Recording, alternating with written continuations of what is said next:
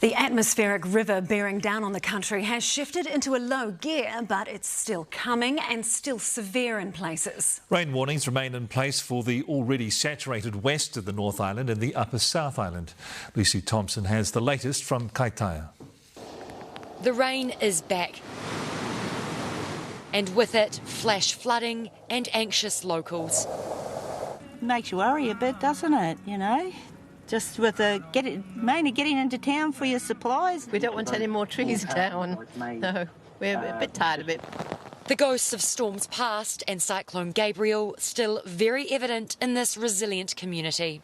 Community pulls together up here, so yeah, there's no worries about that one. And while most parts of the upper north got through the day unscathed, officials are warning locals not to get complacent. We had a bit of a dumping on the weekend, then we had this dumping yesterday and the day before. Some of the river levels are quite high, so people should watch around high tide. Civil Defence is standing by with another 80 to 130 millimetres of rain expected to fall in Kaitaia just tonight. Fire and Emergency and Waka Kotahi have requested extra resources for the region. Our teams are all set up ready to go if there are any road closures. We just ask people to drive to the conditions, keep your distance.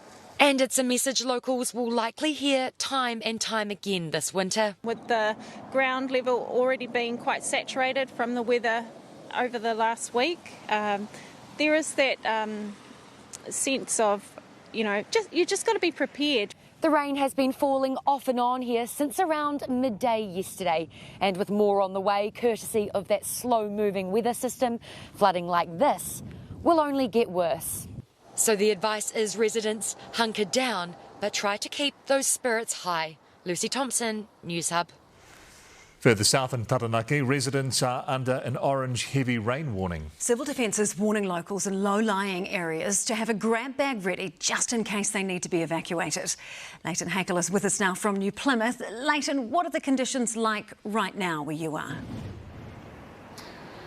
Well, thankfully, Sam, this afternoon the rain eased off, although it has started falling again, and mostly today it has been a wet and miserable day here in Taranaki. Around 400 millimetres of rain fell around the mountain, and that's a significant amount of rain, enough to cause some surface flooding on State Highway 3 in and out of New Plymouth, as well as surface flooding around some farmland, and rivers have also risen and streams have also risen.